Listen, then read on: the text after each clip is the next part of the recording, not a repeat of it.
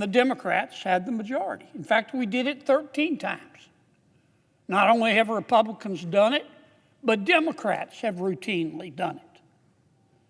But this time, the Democrats have said, no, no, no, no, no. We want more. And you may be thinking, okay, that's reasonable. What do you want? Well, it's not reasonable. In effect, what the Democrats are saying to us is that we're going to close government. Well, we can't keep government open without a budget.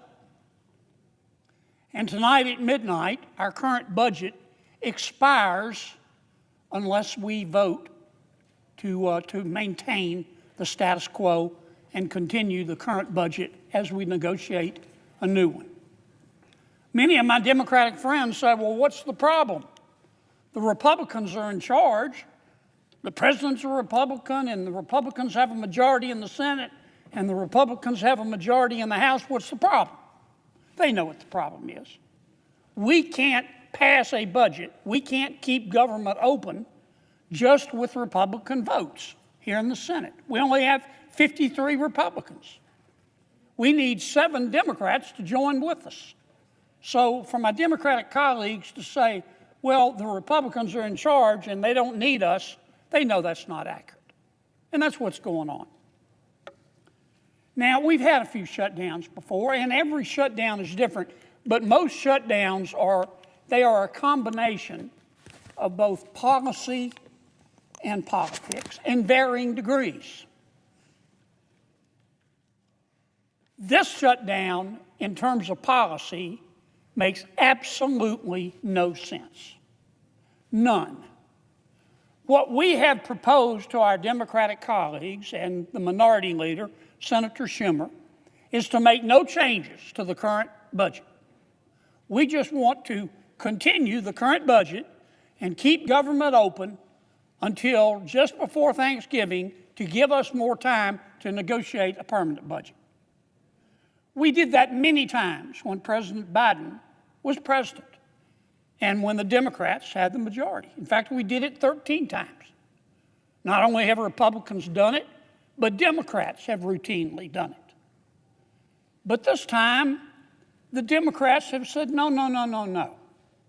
We want more. And you may be thinking, okay, that's reasonable. What do you want? Well, it's not reasonable. In effect, what the Democrats are saying to us is that we're going to close government unless you Republicans agree to make it bigger. We don't want the status quo. We want you to commit to spending $1.5 trillion, more than you're spending now.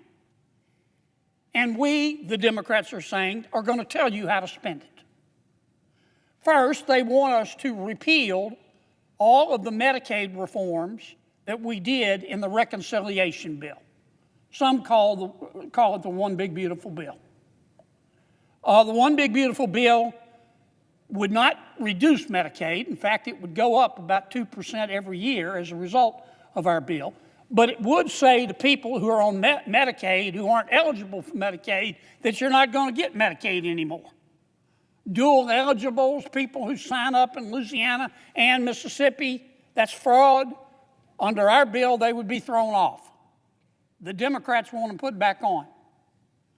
Under our changes in the One Big Beautiful Bill that the Democrats want us to reverse, you would have to satisfy certain income levels to be on Medicaid. The law says if you make too much money, you can't get Medicaid because Medicaid is for the poor. In my state, we have found people through audits making $120,000 a year on Medicaid. So our bill, which the Democrats want us to repeal after just passing it, would say to those people that if you don't meet the income limits, you can't get Medicaid. So that's the first demand of the Democrats. Take out all the reforms that we made to Medicaid in the reconciliation bill and throw them out the window. Number two, they want to extend the Obamacare subsidies. What does that mean? Well, first let me say Obamacare was a mistake, and we know that now. When President Obama passed Obamacare, we were told that our lives would be better. Our lives have been worse. We were told that it would make health insurance more accessible and more affordable. It's done neither. On the non-Medicaid part of Obamacare, we've got, 25 million Americans who are accessing it. And for the most part, about 90% of them are low-income Americans. But the rest are making huge sums of money. Some are making $160,000 a year getting Obamacare subsidized by taxpayers. And that's not the way it was supposed to be. How did we get here? Well, it's simple. During the pandemic, when people were being laid off or losing their jobs or couldn't work, President Biden rammed through a bill to enlarge the subsidies. He took the cap off the amount that you needed to earn in order to get Obamacare. And those subsidies at the end of this year are about to run out. Now, the Republicans have said, we'll sit down with our Democratic friends and talk about how to extend them, but we want to reform the program because it's not right that people making $125,000, $150,000, $250,000, $200,000 a year are getting their health insurance subsidized by the federal government. That's bone deep down to the marrow stupid. But the Democrats, Senator Schumer and his colleagues, have said, nope, we will shut government down unless you agree automatically to extend these subsidies, which were passed during the pandemic, after the pandemic is over, permanently. And that's just some of my colleagues' demands. I mean, you need an Excel spreadsheet to be able to follow their demands. Their demands to keep government open, you stack them here, you could stand on them and paint the ceiling. And that's not much of an exaggeration. And when Senator Schumer announced these demands, that's when I knew. I knew it in a nanosecond. We're going to have a shutdown. Because my colleagues, my Democratic colleagues, are very smart people. And Senator Schumer is a smart person. And he knew when he announced these demands that I could tell he wasn't serious. He knew they were unserious. And he knew that neither the president nor the other members of Congress were going to accept them. And you know what? Many Democrats know they're unreasonable as well. So that's why I say the policy part of this makes absolutely no sense. And that's because this isn't about policy. This shutdown is about politics. Now, parties change, just like the human experience changes over time. Political parties change. My party's changing. So is the Democratic Party. And there is a wing of the Democratic Party, I call it the socialist wing. Some less charitable people call it the loon wing of the Democratic Party. And they are in charge right now. And the non-loon, non-socialist Democrats are scared to death of them. And this particular wing of the Democratic Party that's in the ascendancy, what do they believe? They try to out-weird each other all the time. They hate, if you listen to them, they hate Thomas Jefferson. They hate Abraham Lincoln. They hate George Washington. They hate Dr. Seuss. They hate Mr. Potato Head. They think our kids should be able to change genders back and forth at recess. Kids. And if it's their preference, should be able to undergo sex change operations while minors paid by you, the taxpayers. They believe that. They believe in open borders. They believe that if you support the law, which says you have to be vetted to come into our country, if you support the law, you're a racist. I think if you support the law, you're being prudent. But they believe in open borders. And my Democratic friends are about to elect a new mayor in New York City who is a member of the loon wing. He's a self-avowed socialist.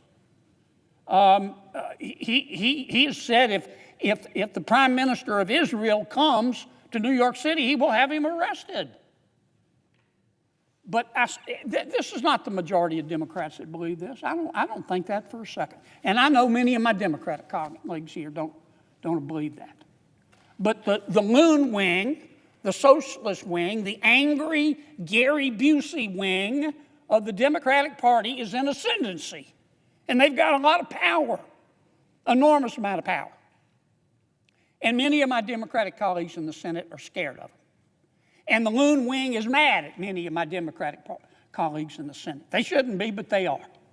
And therefore, many of my Democratic colleagues in the Senate are scared of the loon wing. And they want the loon wing to love them.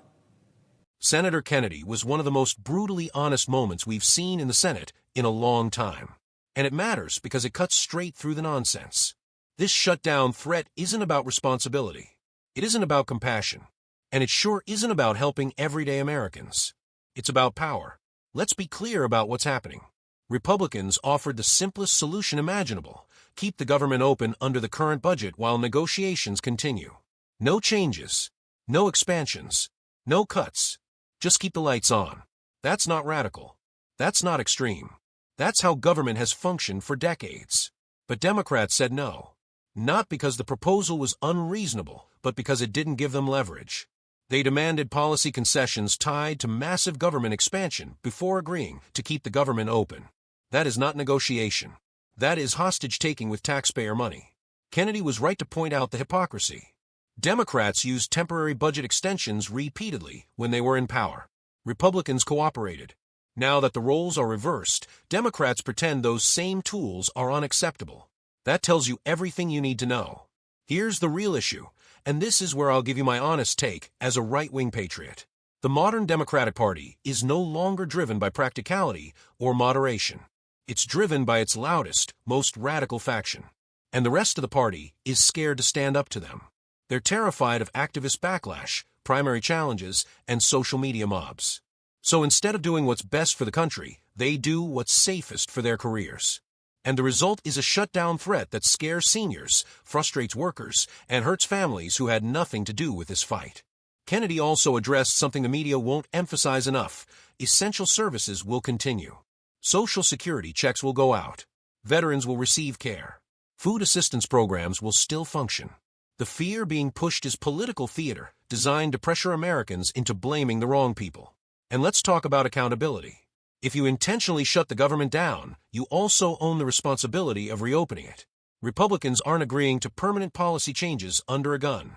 Democrats know that, which raises the obvious question: what's the end game? The answer is political messaging. Create chaos. Blame Republicans. Hope voters don't look too closely at who actually refused to keep the government open. This moment matters because it sets precedent.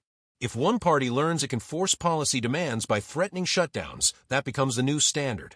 And that's dangerous for a constitutional republic. Government by ultimatum is not democracy. Senator Kennedy said it best: if you pray for rain, you better be prepared to deal with the mud. And the mud from this strategy is going to land on the very Americans Democrats claim to protect. That's why this fight isn't just about a shutdown. It's about whether common sense still has a seat at the table in Washington, and whether voters are willing to see through the performance and demand leaders who put country over ideology.